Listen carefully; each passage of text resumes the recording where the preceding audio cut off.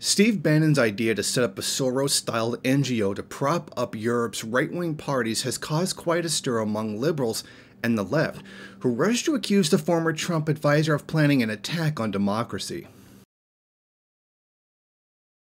So what Bannon wants to do is create an organization that he calls the Movement, a very ominous sounding name, to collect money to give to other NGOs, think tanks, parties, etc., to push a far-right agenda. And we should not be under any illusions. It's going to be a far-right nationalist, white nationalist agenda inside of Europe. And this has caused a great deal of concern among many EU politicians that call this an attempt or a way to subvert the European Union. And it very much would be that. I mean, if you are going to advocate nationalism in each country of the European Union, then the only goal would be to break up the European Union. So they're kind of right when they criticize him for that, because that's essentially what he is doing, and that's the logical outcome of all of it. So what Bannon sees is he sees George Soros, and he's doing all these like evil liberal things and probably buys into a lot of conspiratorial nonsense, and that's what he wants to counter. He wants to collect money to give to far-right groups to fight the evil liberal leftist George Soros and how he's carrying out these things in various countries.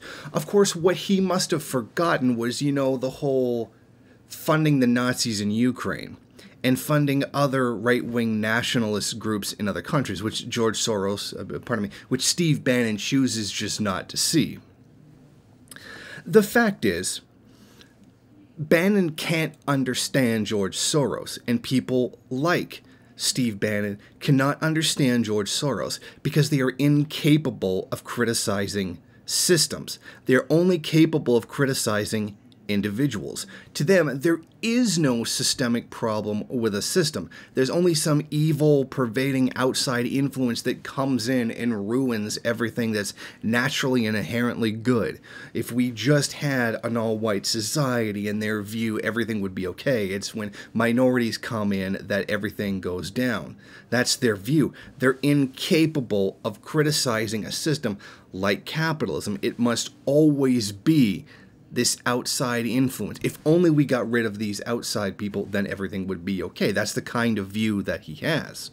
So the fact is, George Soros, what he does is facilitates capitalism, and he has never done anything but that. And to that end, sometimes he does liberal-looking things, sometimes he does conservative-looking things, or sometimes even outright far right-wing Nazi death squads, like in the case of Ukraine. Now, there's a very easy way to explain this. Soros funds Black Lives Matter.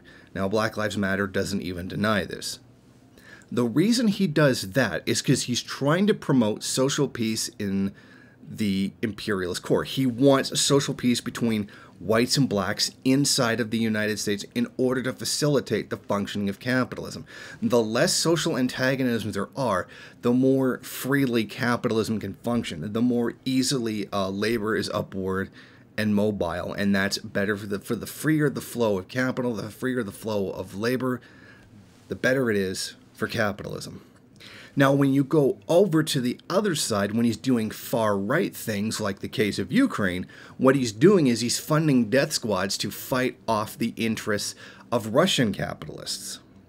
That's what it's about there. That's what it takes to try to fight Russian influence inside the country. So he's going to give money to a far-right extremist group like the Azov Battalion, these neo-Nazis, etc. That's why you have many Western countries supporting these people while claiming to be against Nazism, like Canada, Britain, Australia, etc. You know, people who countries that claim to be anti-fascist outright supporting fascists inside of Ukraine and just pretending that they're not doing it. That's the point. Bannon can't understand Soros. He can't understand why he would see Soros doing two different things. Something liberal, like supporting Black Lives Matter, but then turn around and supporting something like the Nazis in Ukraine. because to him, it's just George Soros being some kind of evil outside influence. So what he's going to do is create his own NGO to push the view that he has, and though that organization will fund other organizations that pushes what they feel are pervading outside influences out of the country. He's going to support far-right nationalists that are going to kick out people of color.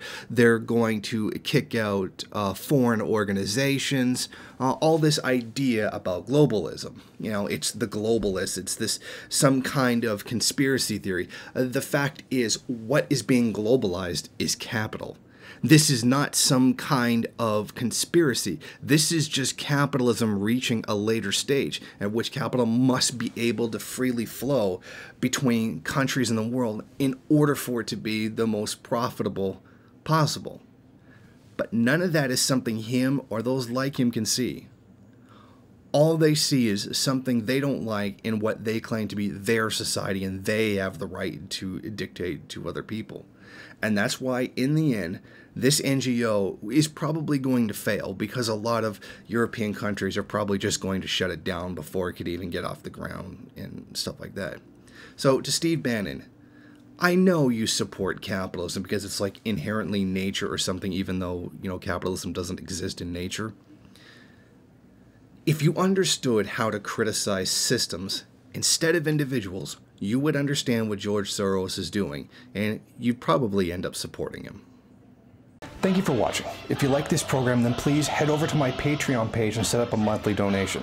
It's your donations that keep this program running. Also, if you would like, please rate, comment, subscribe, and share in various social media.